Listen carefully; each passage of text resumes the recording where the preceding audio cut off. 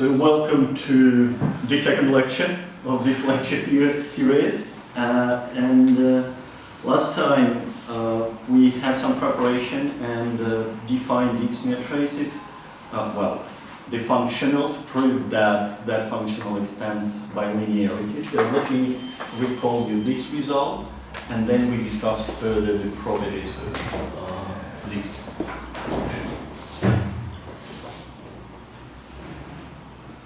That's a theorem by Dixmier.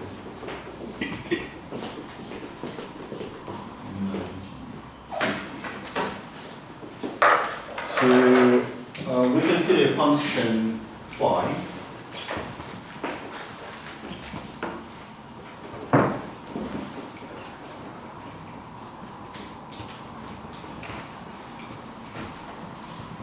And we want it to be concave, 0, 0, infinity at infinity. And one more extra condition, we want that the limit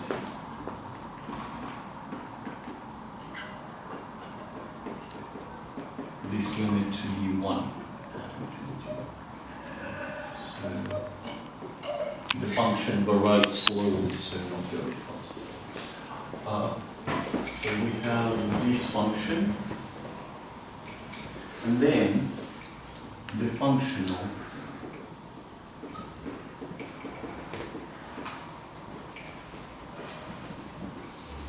trace, and I will go with the suggestions from Liang, which we discussed last time. Here, I will also use phi to show dependence on phi. So for every phi fixed, for every omega fixed,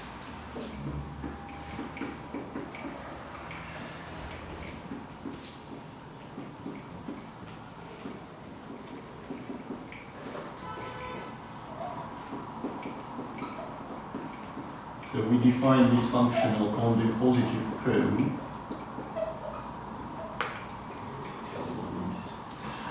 And I'm still going with this abuse of notation. So although this one is a number, we think about it as a sequence. So in fact, I should write the brackets here to show that it's a sequence, but yeah, we go with this abuse of notation. The functional is positively homogeneous.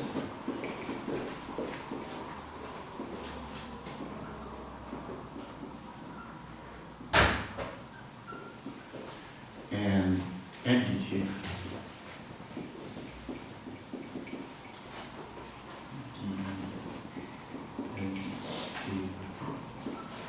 On the positive cone, or exactly where it's defined.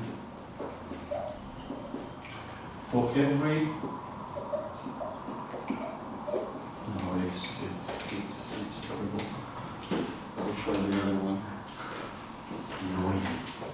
Okay, that's a new one. For every dilation invariant omega. Dilation invariant. Extended limit. It doesn't want to improve. Let's go with good all once. Extended limit omega on bounded sequences. That's what we proved last time, and that was Dixmier proved initially. I already several times I called this functional a trace, Dixmier trace. Let's now check the properties of this functional and find out that it's in fact a trace. Properties.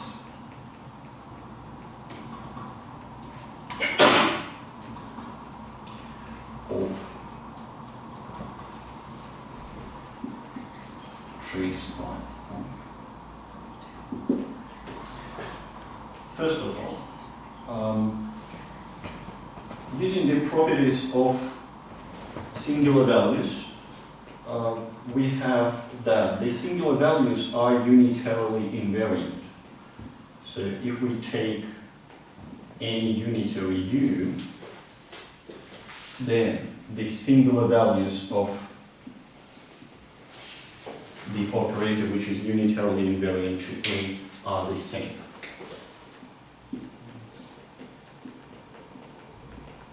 And well, of course, since these and the definition of this functional, we have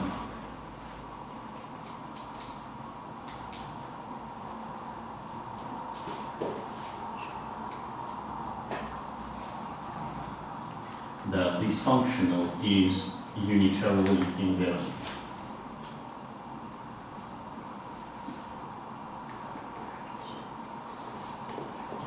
And here, u is unitary.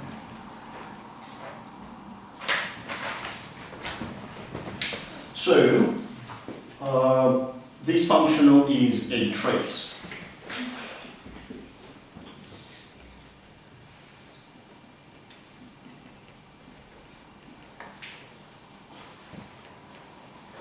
And probably it would be nice of me to first define what is a trace, and only after that to speak that it's a trace. By trace, I mean a linear functional which is unitarily invariant. So that's all what is meant by trace. Okay, so finally we justify that it's a trace, and we call such functionals Dixmier trace. Or rather, since there are infinitely many different dilation invariant extended limits, we rather speak about Dixmier traces, so there are plenty of them. Okay, let's have a look at some other properties. So, if we take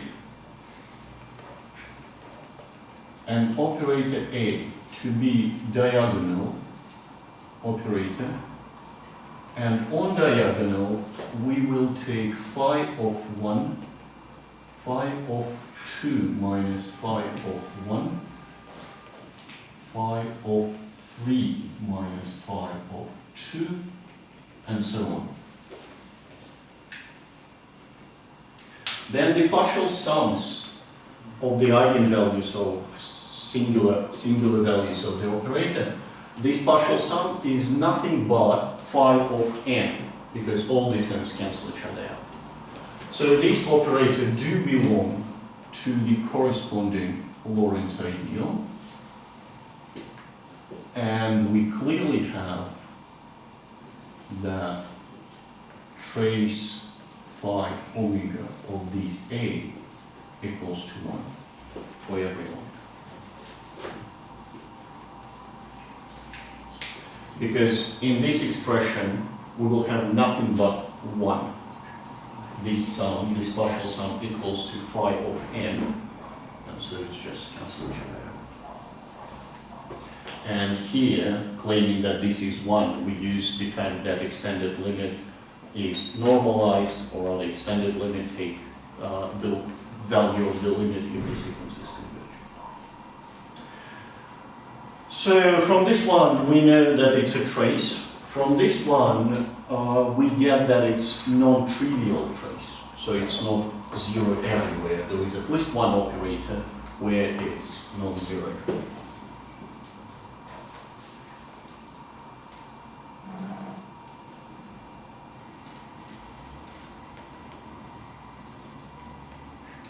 It's not trivial. One more property. If we take an operator A for every A,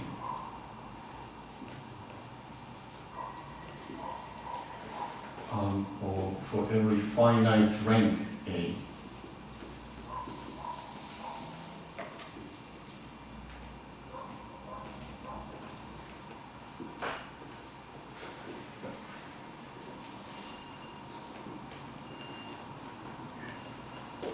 so if we have a finite rank operator, its sequence of eigenvalues or singular values, it's eventually 0.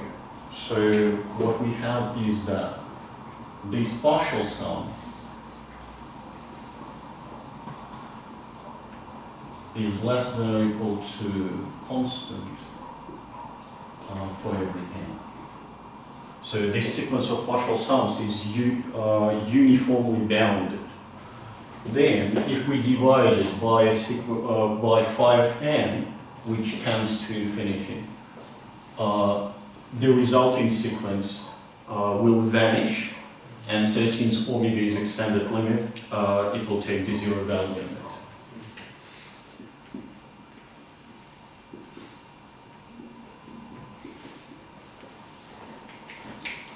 So these traces vanish on all finite rank operators, which means, so what is the conclusion? That trace phi omega is not scalar multiple of the classical trace.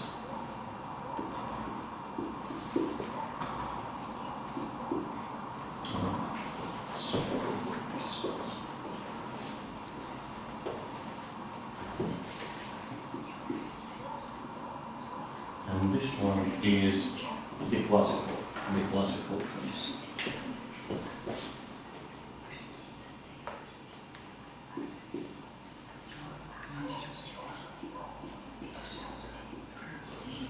This, in particular, means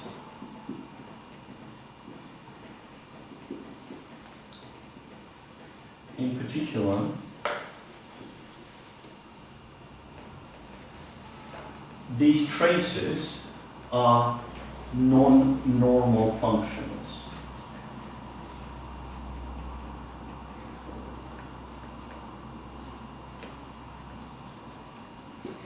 So the standard trace is a normal function.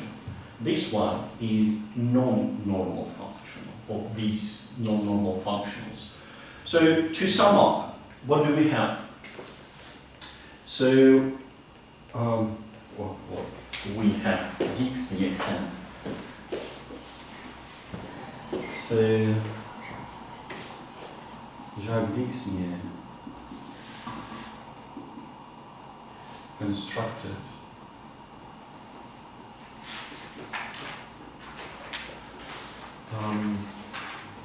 non-trivial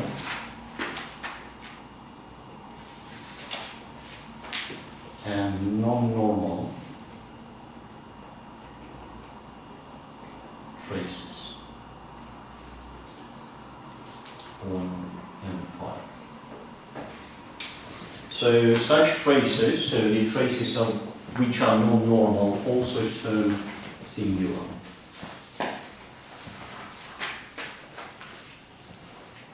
It was shown some 40 years after that this condition is not optimal. So, theorem. So we take the function phi to be the function s from the Dixmier work with one condition relaxed. So it's still concave. It's 0, 0, infinity at infinity. Also, let dilation invariant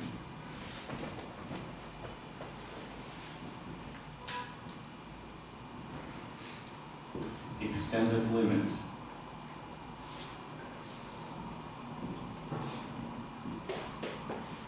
omega on L infinity be such that omega of this sequence is 1. So that's the extra condition. If the function phi is such that this expression tends to 1, then we do get this automatically for every extended limit, because they are extended limit, they take the same value of converging sequences. Then the functional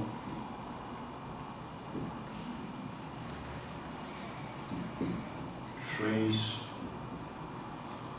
psi phi omega from given by exactly the same formula as from the Dixmier theorem. I will not copy defined on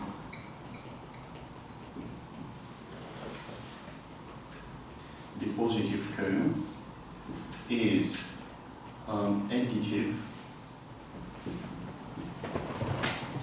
if and only if the function phi satisfies this condition.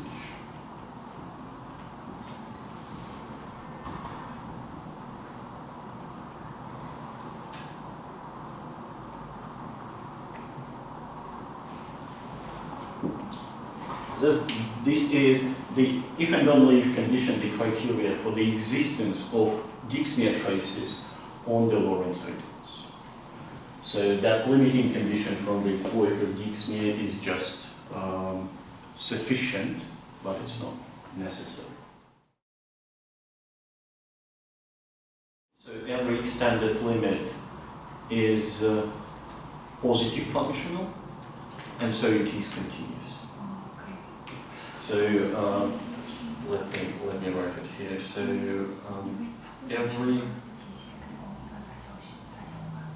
every extended limit is positive, which means that omega of x is non-negative if x is non-negative. So that's what we have since the values of extended limits are between lim sub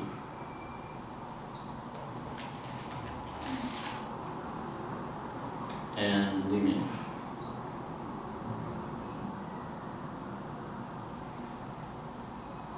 So if x is non-negative, then lim if is non-negative, and so is the value of extended limit. And from the positivity we get continuity.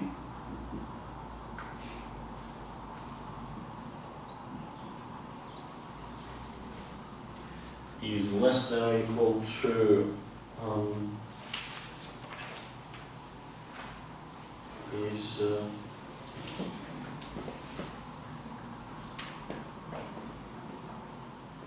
well, less than or equal to the norm of omega times the norm of x minus 1. And so we get the continuity.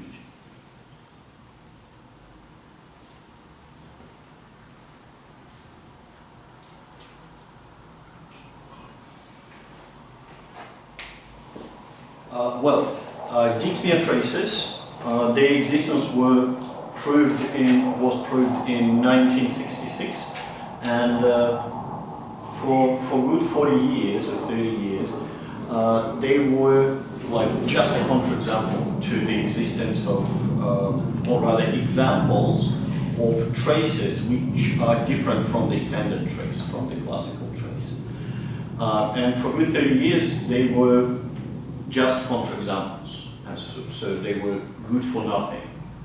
And in late 80s, Alan Korn employed Dixmier traces in his formulation of the noncommutative geometry. So we will speak about this in the further lectures, but now we shall concentrate on the theory of singular traces and Dixmier traces and discuss its noncommutative aspects further in the course. So let me now define the notion of measurability.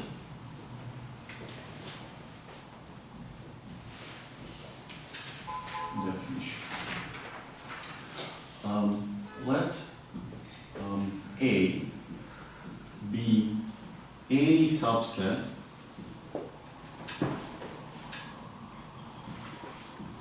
of Dixmier traces.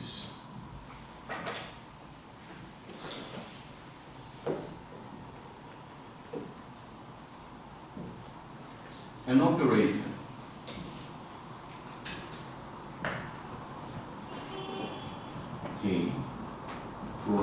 m phi. So the function phi is as say in the theorem or in the Dixmier theorem, doesn't matter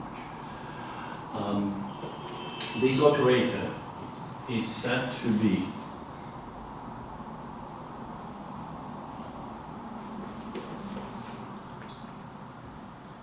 a measurable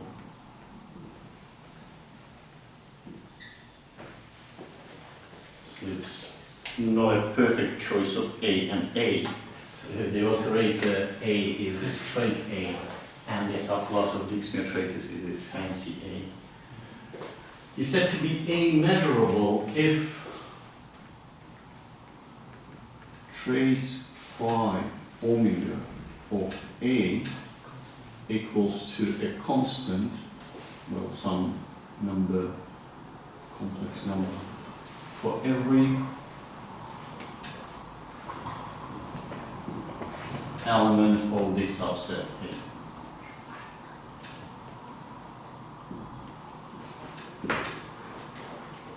So we single out some subset and we call it operator A measurable if functionals from all traces from this subclass A take exactly the same value on an operator. So if A consists of all Dixmier traces,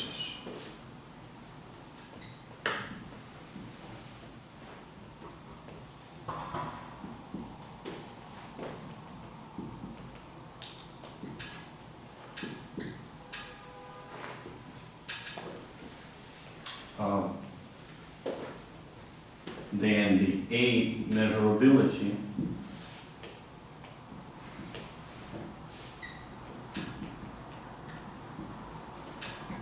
is termed the Dixmier measurability.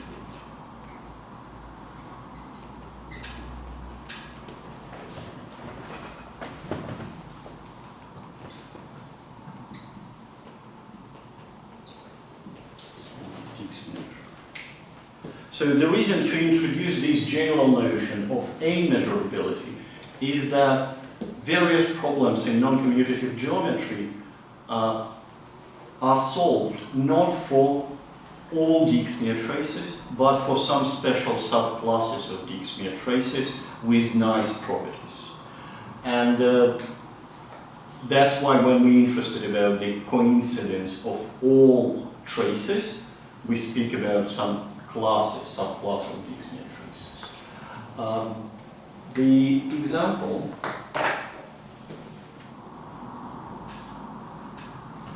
so in his book, Alan Cohen, noncommutative geometry book, consider Dixmier traces, which are, we already discussed that simple way to generate dilation invariant extended limits omega. So he considered Dixmier traces with phi to be logarithm.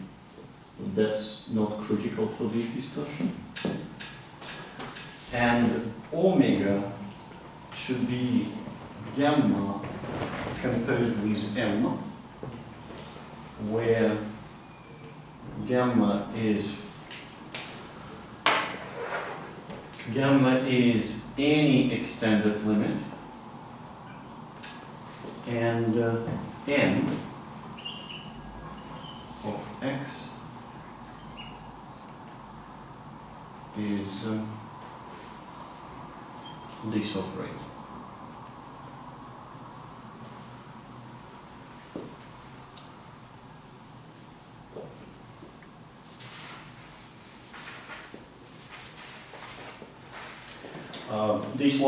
This operator is sometimes called the logarithmic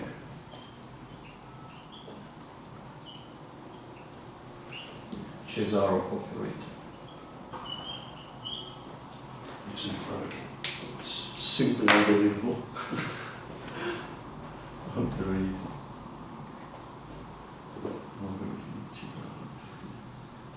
So Alan considered that in a slightly different form, rather the continuous version of it. So he had the logarithm at the bottom and integral here, but since we're speaking about extended limits on sequences, it's convenient for us to consider this one and this one. Such traces, sometimes after their appearance, were termed Dixmier traces.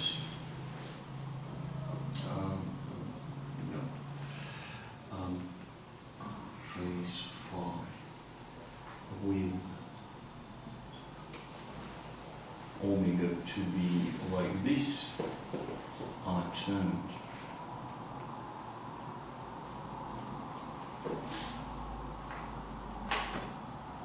Dixmier traces.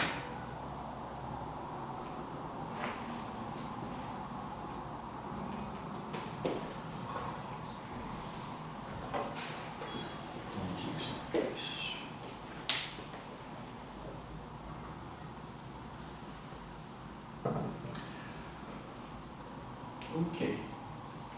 Now let's briefly discuss the relation between the class of Dixmier traces and Dixmier traces and the corresponding measurabilities. A priori, we have that Dixmier traces are Dixmier traces.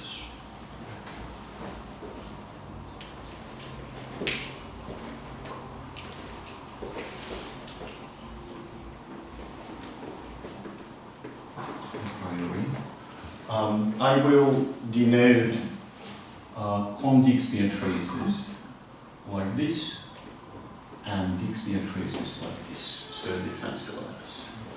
So these are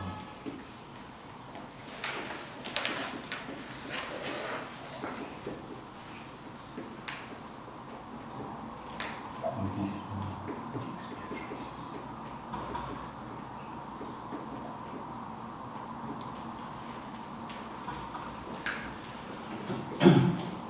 So we do have this conclusion. It wasn't clear.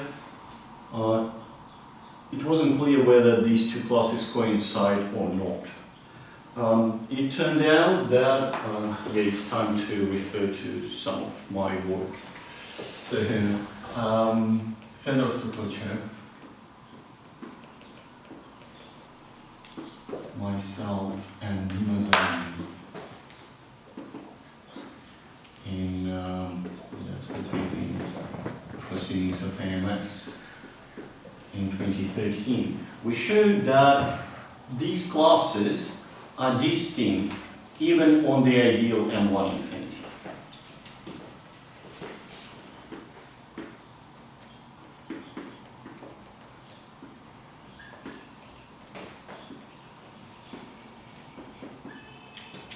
I will call you the notation that is M5 with phi being a logarithm.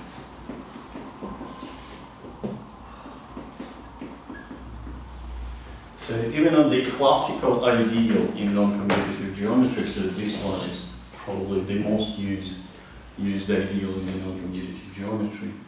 Even on this classical ideal, the classes of Dixmier traces and Dixmier traces are different.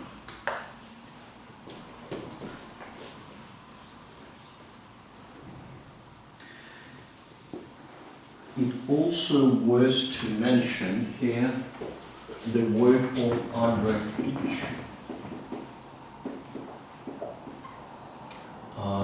in integral inequalities and operator theory in 2013. So this paper is a substantial study of Dixmier traces and Dixmier traces, and he also proved that the classes are distinct. So this one is substantial study.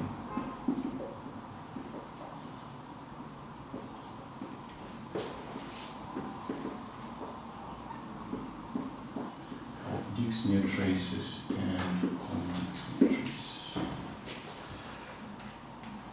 Okay, so the classes are distinct But a priori, it doesn't mean that the measurability is the same. And in fact, even before this result, it was proved by Stephen Lord, Alexander Sedaev, and Fedor Sukuchev in, oh no, that was 05, I think. Yep, 05.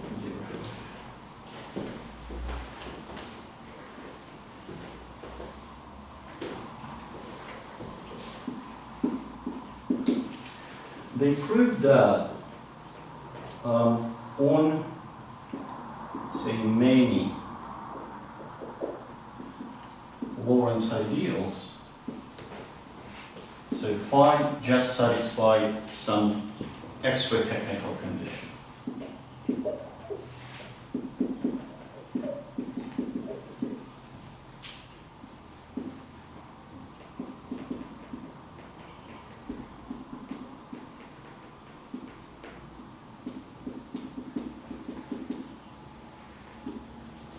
So, but on many Lorentz ideals, Dixmier measurability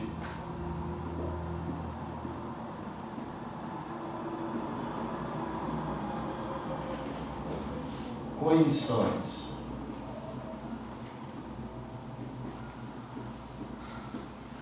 with con-Dixmier measurability.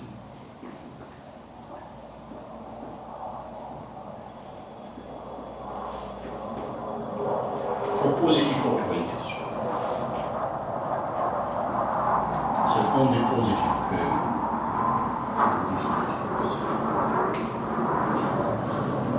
so although the classes are distinct, so well, M1 infinity is also one of these, so logarithmic function do satisfy this condition. So although the classes of functionals are different, but if they coincide on an operator, they do together. Well, clearly, because of this inclusion, if the operator is Dixmier measurable, then it's con-Dixmier measurable. Because if all Dixmier traces take the same value on an operator, the smaller class of con-Dixmier traces, they do the same. So the interesting implication is the opposite one. So although the classes are different, but on these ideals, on positive operators, if all con-Dixmier traces coincide, then all Dixmier traces coincide as well. So this result was proved for many Lorentz ideals, but still there is an extra condition. The question was, is it true on all ideals and for all positive operators? Again, Fedor Sukuchev and Dimazani with myself, we answered this question negatively. So there exists, again, S-U-Z,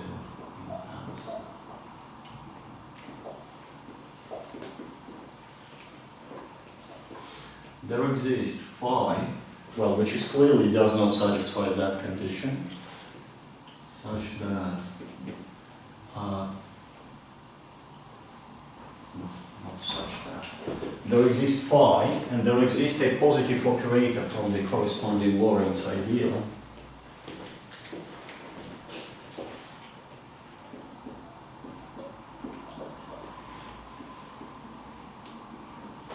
Such that all such that A is con-Dixmier measurable,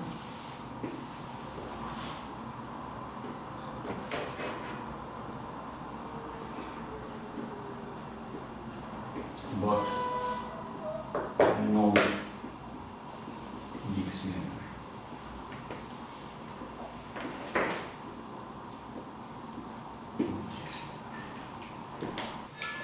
From this story, or rather by 2013, it still was not clear whether,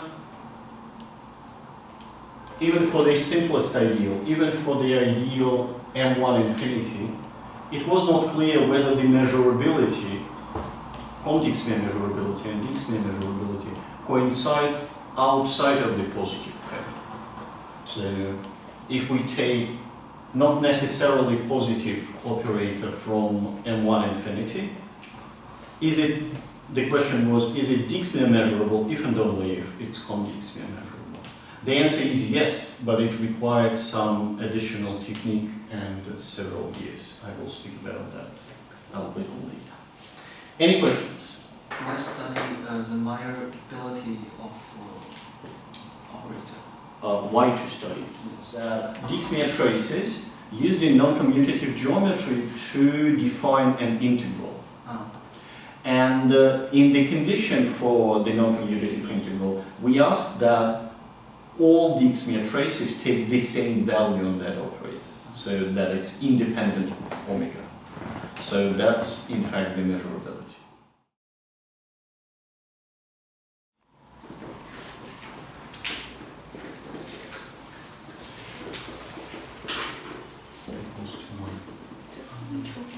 This condition implied that phi of n plus 1 minus phi of n is decreasing to 0 as n tends to infinity.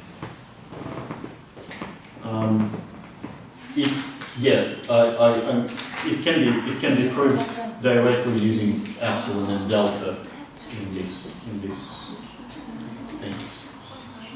But informally, or rather the informal idea behind that, if you take n to be large enough, then the interval from n to 2n is very large, but the value of the function pretty much doesn't change. And so it will be plenty of points, n plus 1, n plus 2, and so on, up to 2n, but the value of the function pretty much doesn't change. So that's why it's... Well, for logarithm, it's... we have just...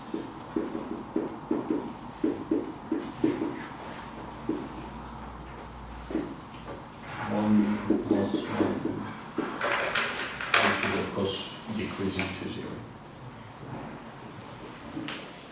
Okay, so having the Dixmier construction, we can study Dixmier traces, well, for instance, measurability and some various classes of measurability, various classes of traces.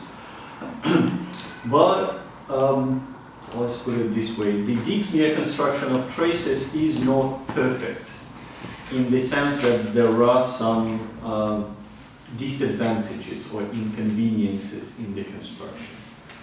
Let's go with like Pietsch's of Dixmier construction.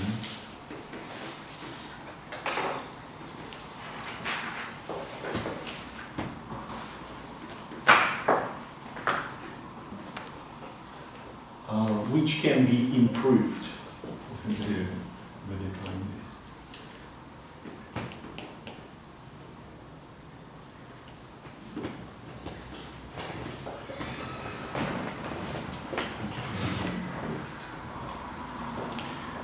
So the first feature is that the correspondence between omega and trace omega is not injective.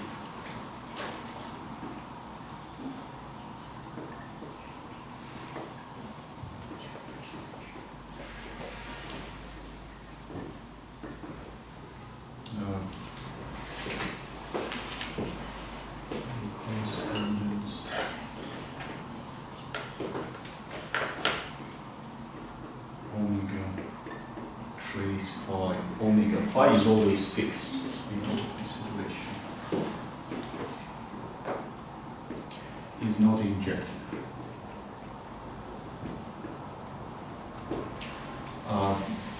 In other words,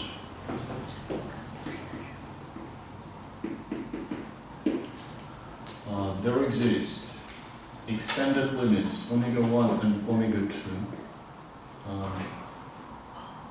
extended limits, both of them dilation invariant,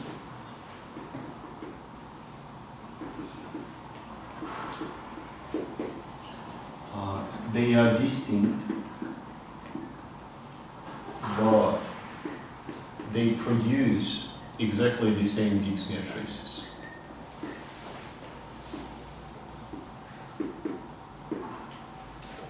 That's an inconvenient feature to study Dixmier traces. So various distinct dilation invariant extended limit can give us exactly the same Dixmier trace. So that's an inconvenience. Another inconvenience, or rather feature, is that Dixmier construction does not construct all singular traces. Well, first of all, I should start with the result of Nigel Calton and Heather Superchip from 08, where they proved that there are other singular traces other than Dixmier traces.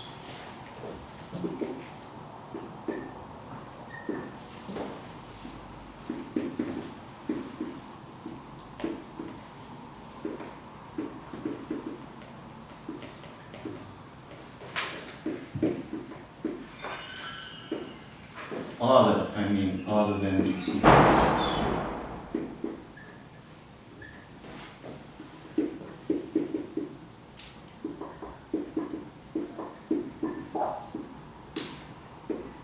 So there are other traces, but Dixmier construction produce only Dixmier traces, which are now just a very special subset in this set of all positive and normalized singular traces.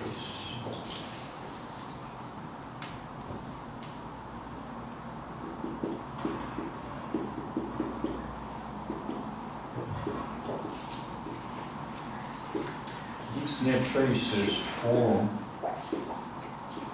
a proper subset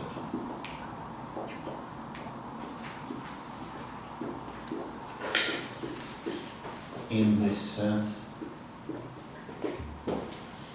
of all positive and normalized traces.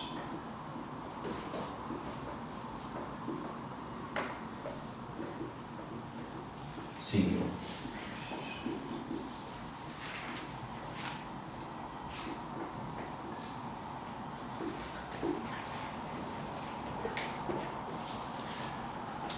So these are the features which can be improved. So it would be nice to get a construction which is injective. And well, the first statement tells us that this construction is not injective. The second one can be thought of as this correspondence is not surjective onto the set of all traces. It's just give you a small subclass of these functions. So it would be nice to get a construction of all traces, and this construction, it's nice to have it. So that was done by Pietsch, and I will outline his construction now. Thanks. I'm curious about the first inconvenient. And This one? yes, what does the two mixed state looks like? These two? Yes.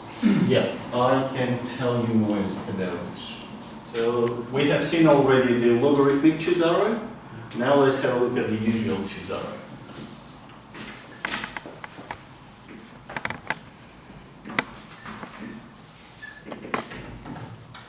So it's an operator on bounded sequences.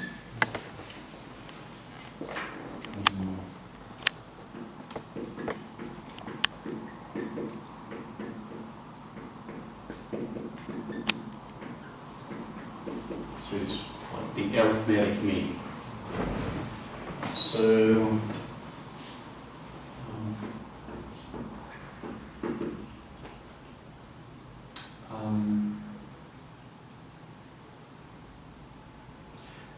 an extended limit is called Cesaro invariant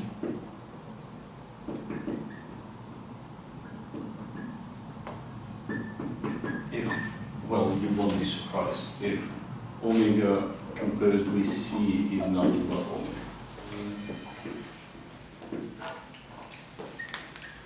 Fedor, myself, and D1. That's the paper in advances.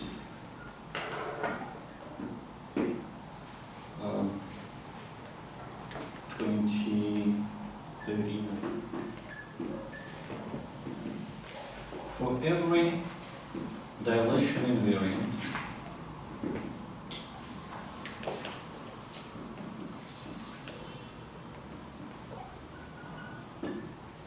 extended limit omega,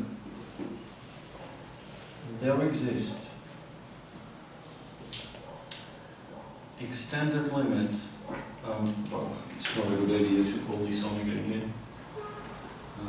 Let's go with omega 0.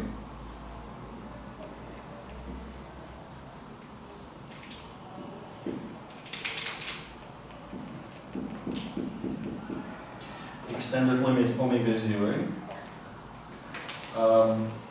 such that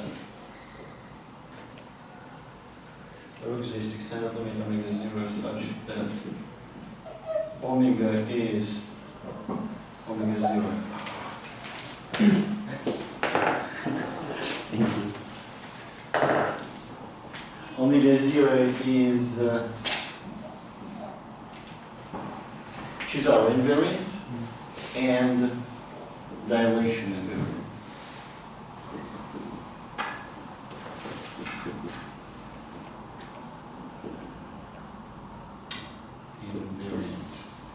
And such that the Dixmier traces generated by omega and omega 0 are the same. Here we constructed it on M1 infinity, so phi is longer.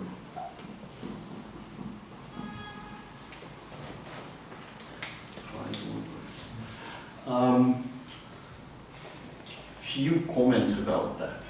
So at the time we proved that and we published that, we thought that it's enough saying that, well, if we have a dilation invariant and we can find another one which is dilation invariant and Cesare invariant, and they are distinct. It turned out that it's not simple to prove that. So very recently, with three of us with Professor Semenov,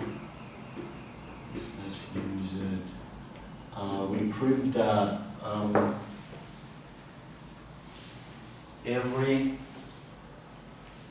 the fact that extended limit is Cesare invariant, it implies that, first of all, it's a Banach limit, but it follows directly from Cesare invariance. So omega is a Banach limit, and omega is dilation invariant.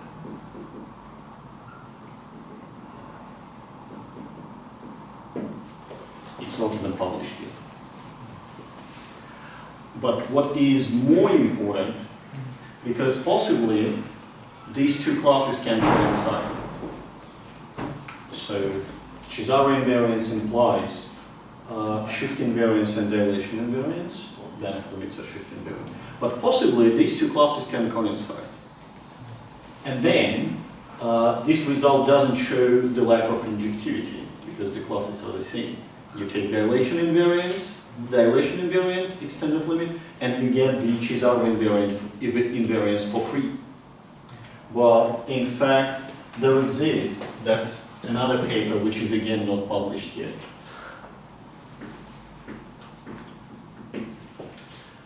There exists omega, which is a Banach limit, and omega is dilation invariant.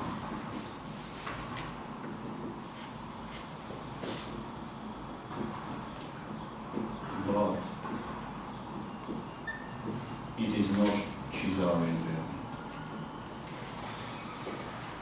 the combination of these two new results and that one which was already published tells us that there is a lack of injectivity in this correspondence. Now let's go with Albrecht-Pietsch construction of singular traces. That will be chapter 2 in our lectures. So the first one was original construction of Dixmier. Now it's the Albrecht-Pietsch construction.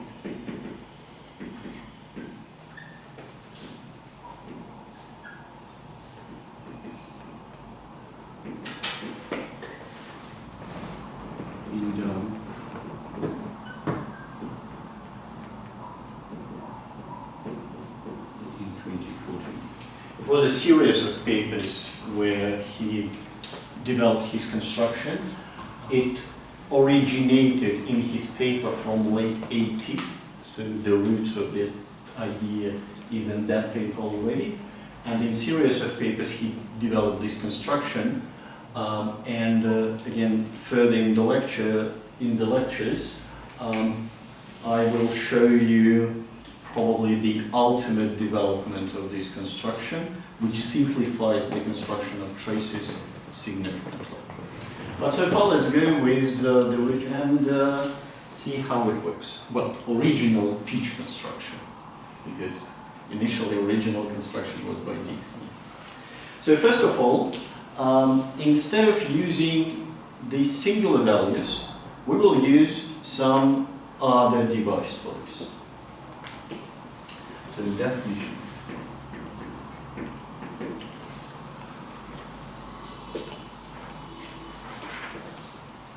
For a bounded sequence X, we define the nth ordering number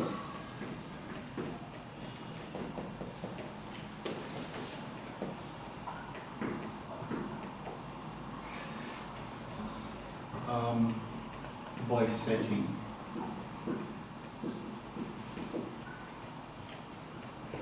O of X, O n of X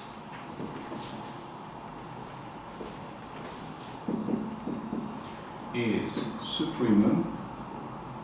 We take the absolute value of X and take the supremum over all k greater than or equal to n. So this is kind of a counterpart of the singular values, or rather, since we're speaking about the sequences, rather the counterpart of the decreasing rearrangement of a sequence. Let's have a look at the example.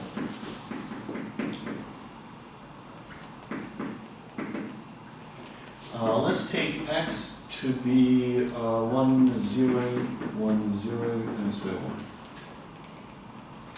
The ordering number is O of X. What is it? It's 1. Then? Yeah, so it's a constant sequence which consists of one number. So I will use this fancy one for it, like a sequence which is constantly 1. One more example, the sequence En, which is 0 everywhere, except the nth coordinate.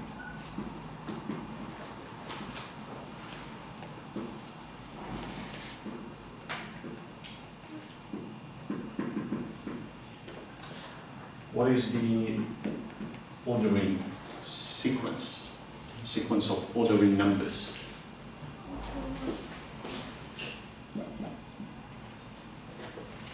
So we start n is 1.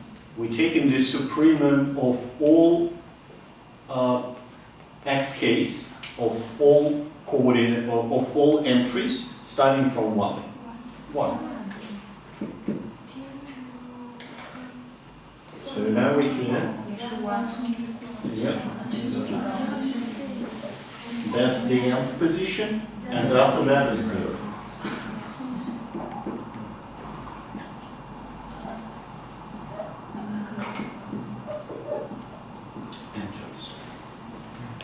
So that's pretty much how it works. Also simple example, if x is or non-negative and decreasing,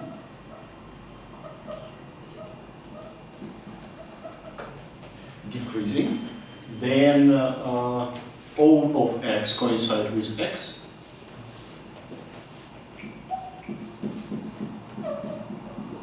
Well, and also coincide with the decreasing rearrangement of x.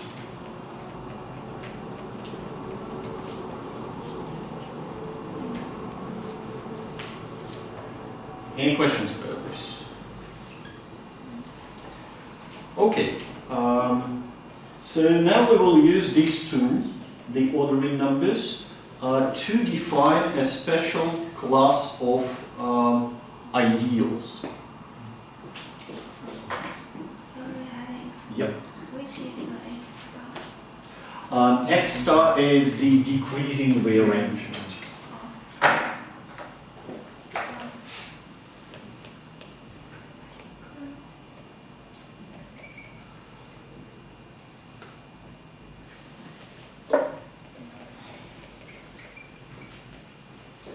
You take the entries of a sequence and arrange it in the order that it's decreasing.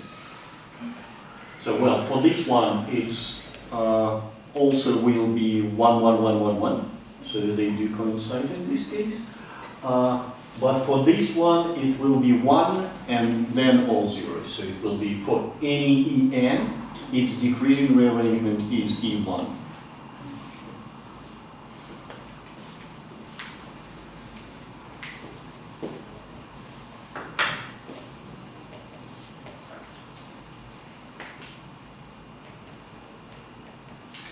Okay, so we start with a linear subspace.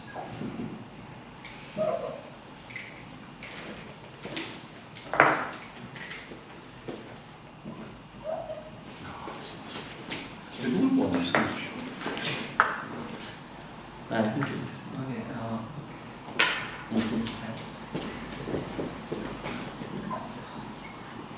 A linear subspace.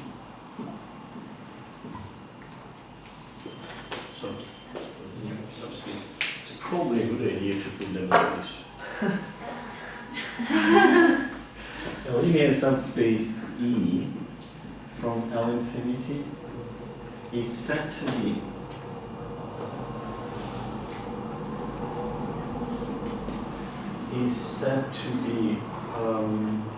monotone sequence ideal.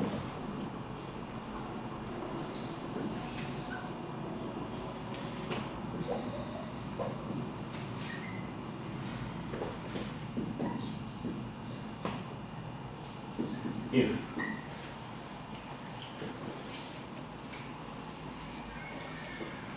we take x from L infinity, y from E,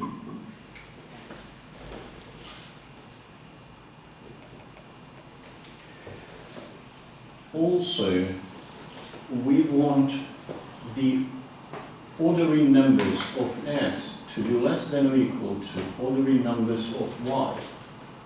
Let me go like this, O(n) for every n from n. So these three conditions imply that x is in E.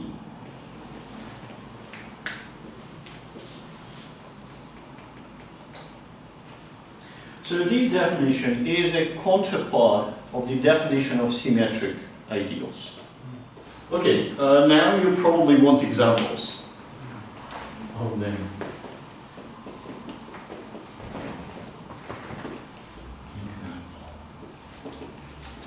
The first example is a linear subspace which consists of 0 element only, is the monotone sequence ideal. L infinity itself is also a monotone sequence ideal. So these two are trivial.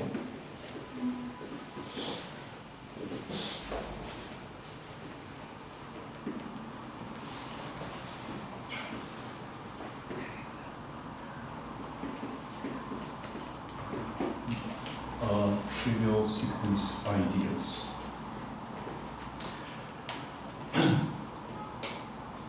Well, with this one is simple because if we take an element from this subspace and take the other element, but well, it's the same. That's still the element here.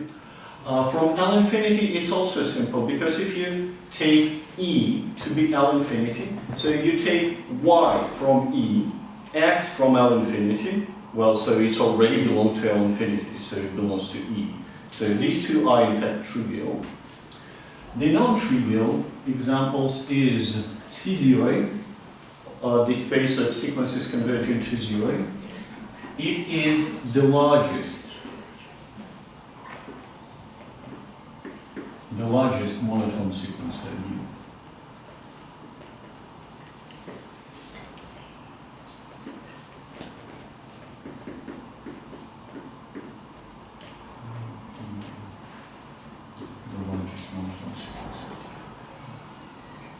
Checking that this one is in fact the monotone sequence ideal, I will leave it for you as an exercise. If you will have any questions, we can discuss it next time. And one more example is the smallest monotone sequence ideal.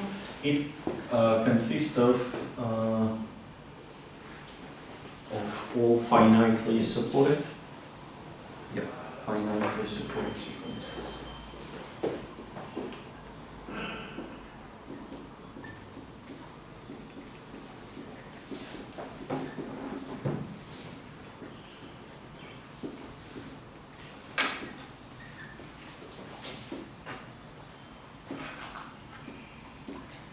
Is the smallest.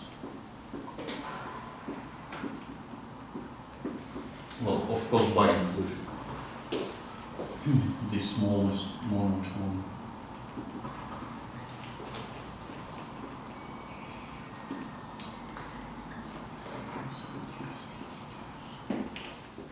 For this one, it's fairly simple to show that it's a monotone sequence ideal. So if let me denote it by little f. So this one. So if you take x from L infinity, y from little f, so it's this. So y is finitely supported. Then and ordinary numbers of x are less than the ordinary numbers of y for every n.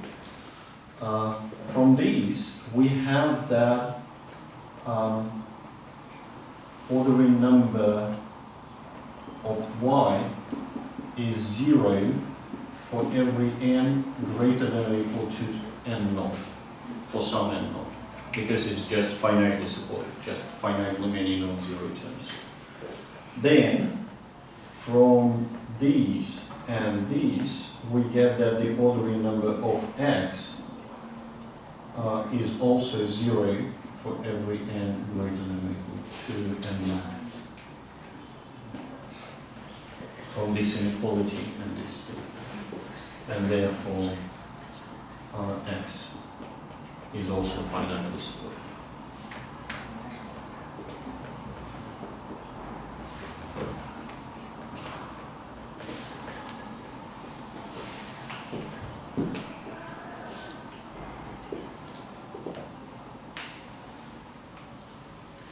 So it's easy to see that every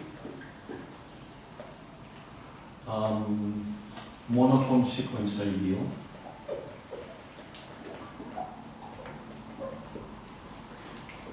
going to change. Every monotone sequence ideal is S minus monotone.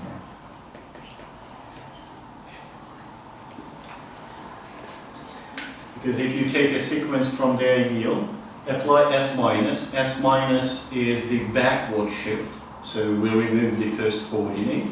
Then the ordering numbers of the shift is definitely less than or equal to the ordering number of non-shifted sequence. So this one holds for every monotone sequence ideal, but it's not necessarily the case for S plus invariance. That's why we have in a definition a monotone sequence ideal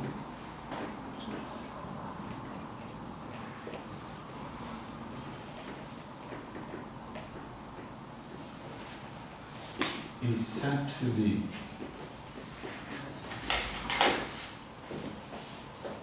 shift monotone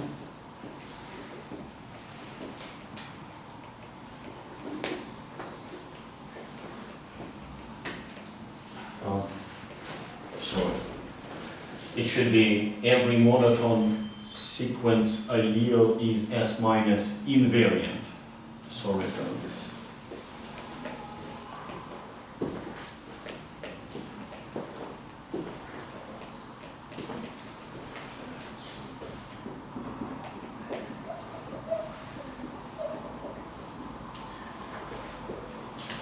A monotone sequence ideal is said to be shift monotone if it is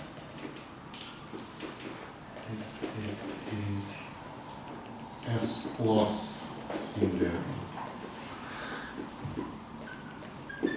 plus of a sequence x1, x2, so on equals to 0, x1, x2, and so on. But we already have them. All four of these guys are shift monotone.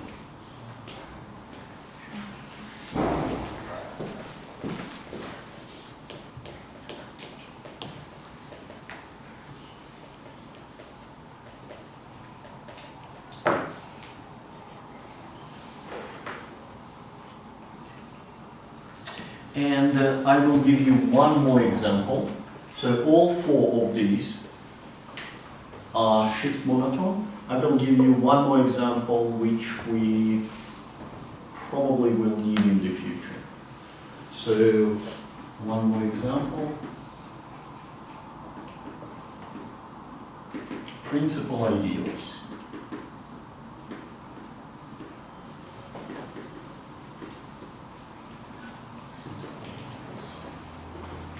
In the notation of Albert Pietsch, they are denoted like this. L infinity generated by some sequence y,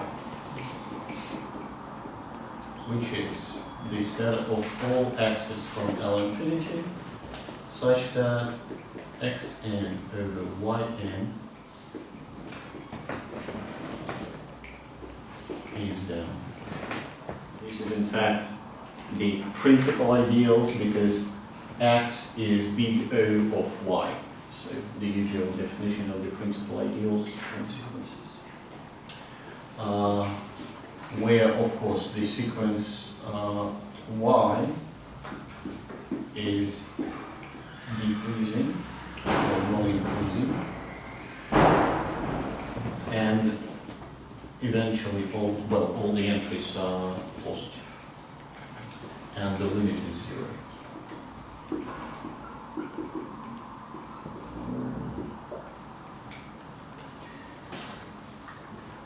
So this ideal, so it's not as simple with this one as with these four guys. So this one is shift monotone.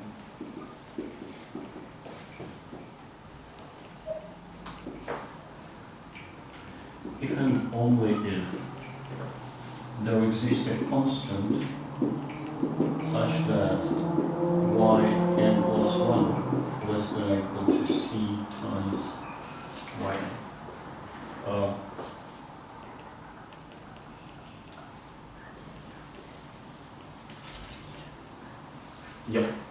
other way around.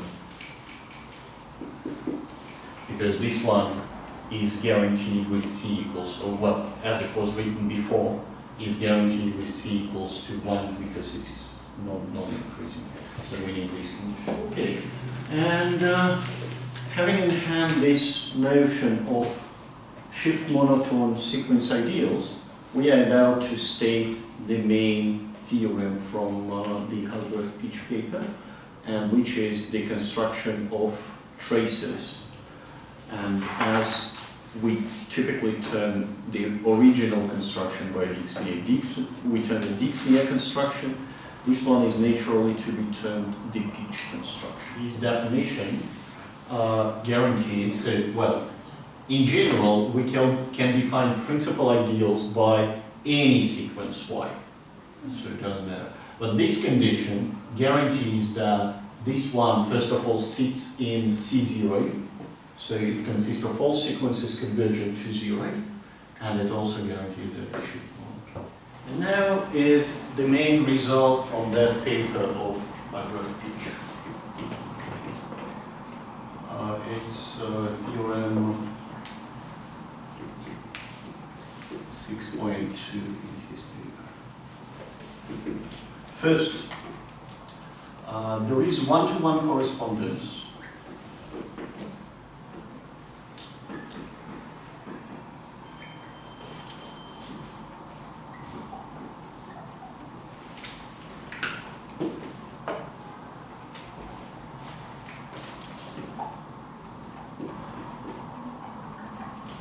between symmetrically normed ideals in V of H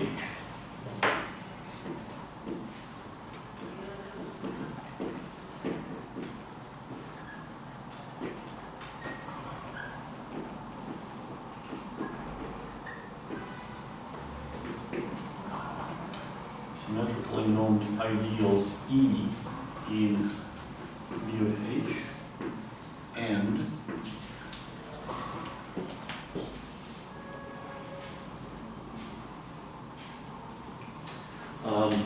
in fact, we do not need norms here.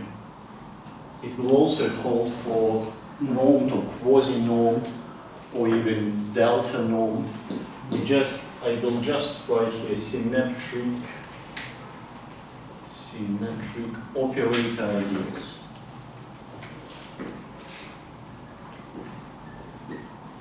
Symmetric operator ideals in V of H and shift monotone sequence ideals.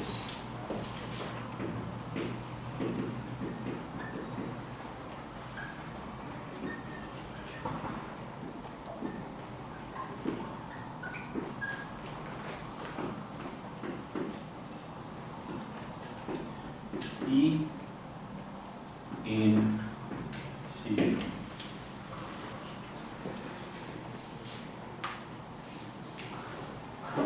Oh, well, it's better to go with L infinity because B of H will correspond to L infinity.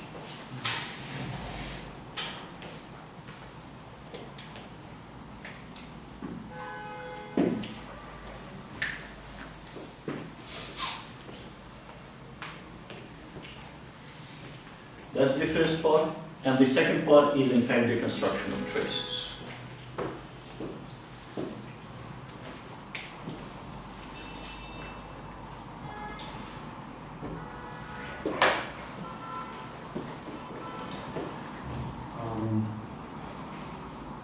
For every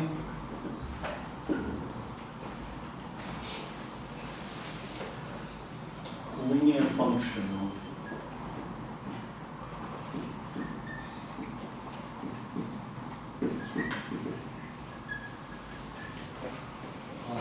gamma on E.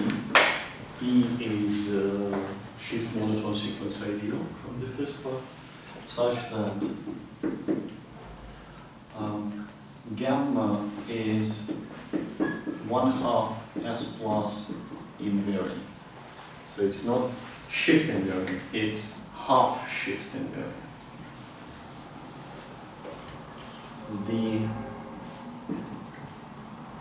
formula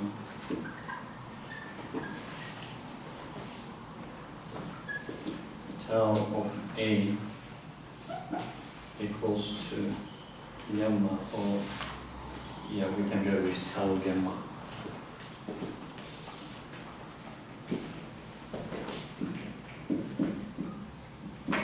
Over 2k sum by 2k plus 1, 2k plus 1 minus 2 by a. So the sequence of eigenvalues of A. So this formula defines the trace on E. So we started with half-shift invariant functional on shift monotone space and constructed the trace on the operator ideal. Also, so this result is can be called like the Dixmier type result. We grab some linear functional on sequences and out of it constructed a trace. But there is the second part which is more important. Well, equally important, but yeah, which was lacking in the Dixmier construction. For every trace,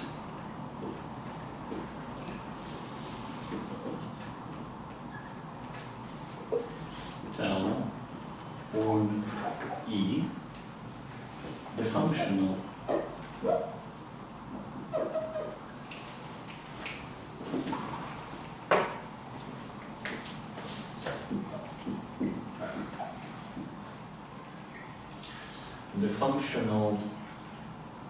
gamma of x given by tau of diagonal operator x0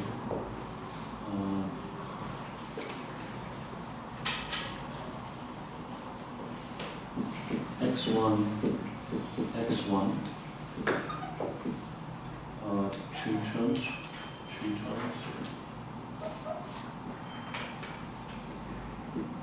x2 repeated 4 times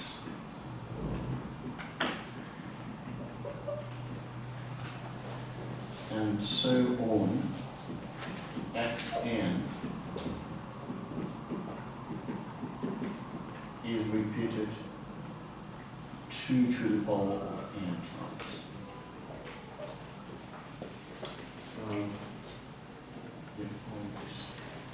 So we take a sequence X and dilate it in this very fancy way.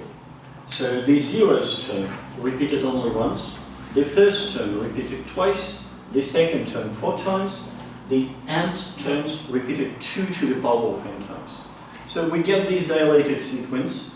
Out of this sequence we construct a diagonal operator and apply a trace to it. And so this functional is, well, it's clearly linear because the trace tau is linear. So it is half shift invariant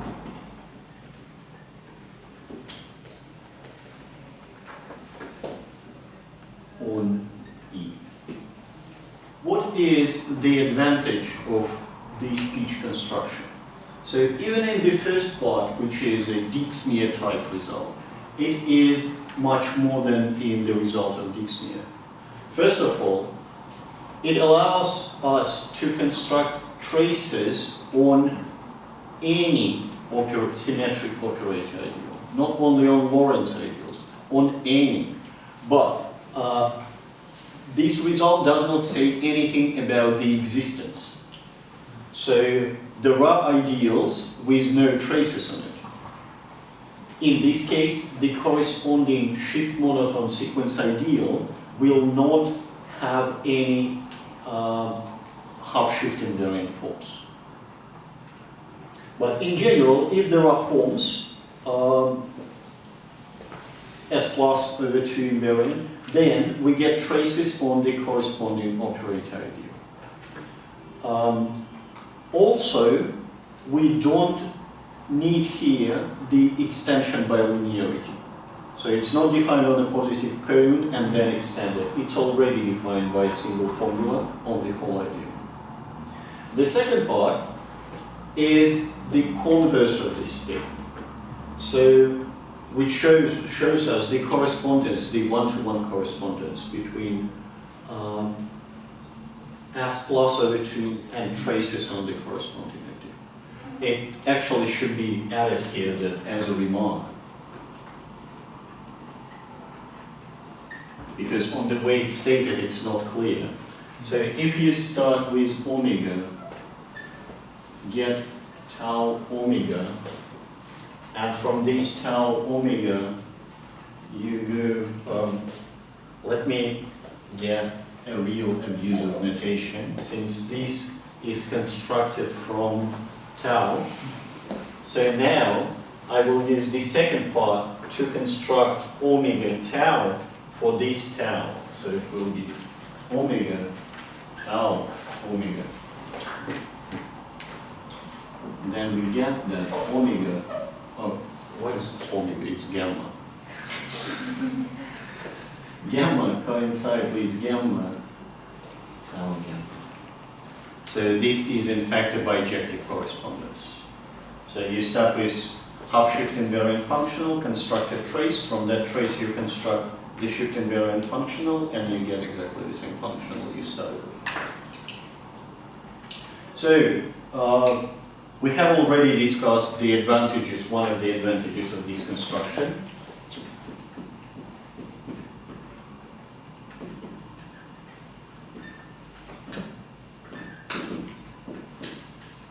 First,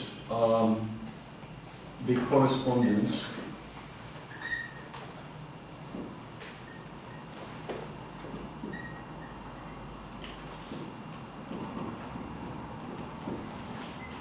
is bijective.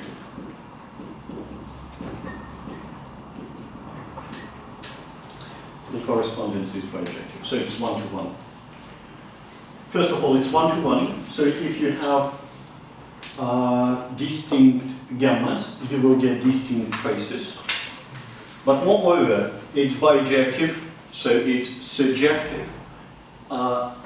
Whereas Dixmier traces are just a small subclass in the set of all traces, this construction allows us to get all possible traces.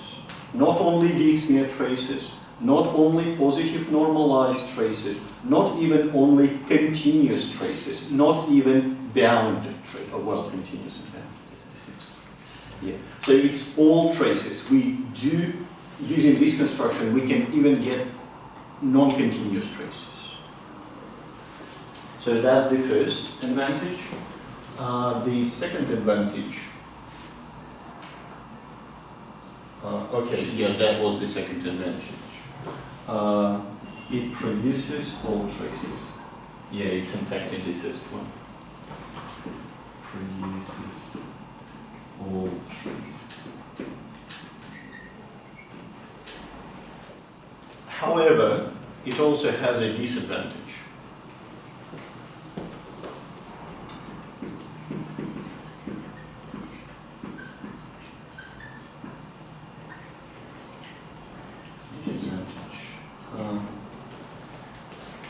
So, when we were speaking about the Dixmier traces, they were constructed from dilation invariant extended limits.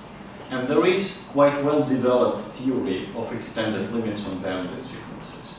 And there is no well-developed theory of half-shift invariant functionals on shift monotone sequence ideals.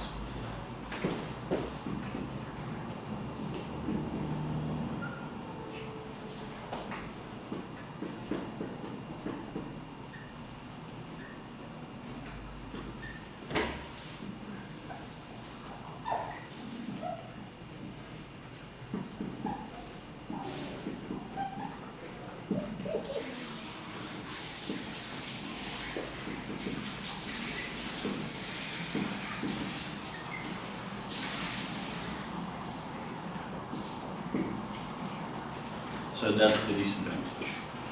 And in the next lectures, we will discuss how to go around this disadvantage. There was so 1/2 s plus of x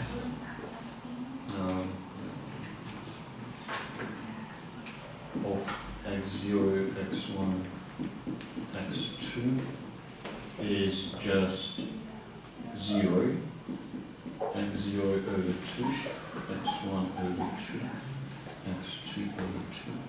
So it's just s plus, and then we divide the sequence by 2. I want to ask, what's the symmetric operator ID? Symmetric operator here. It is, yeah, so it's an ideal in Pietsch, so it consists of the operators, and which has the property similar to the property which we defined for monotone sequence ideals.